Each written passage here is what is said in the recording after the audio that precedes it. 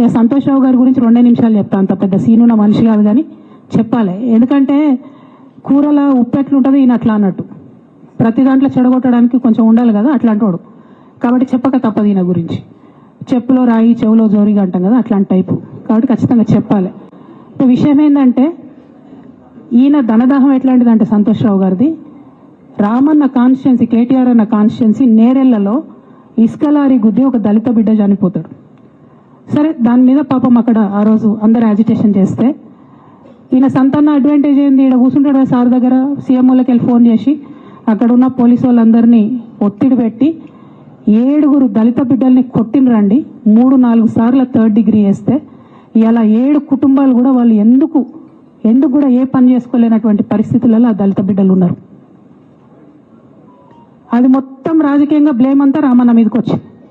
ధనదాహమేమో సంతన్నది, నేరం చేసిందేమో సంతన్న, ఈడికెళ్ళి ఫోన్లు చేసి ఒత్తిడి చేసి కొట్టిపించిందేమో సంతన్న, చెడ్డ పేరేమో రామన్నకు వస్తుంది.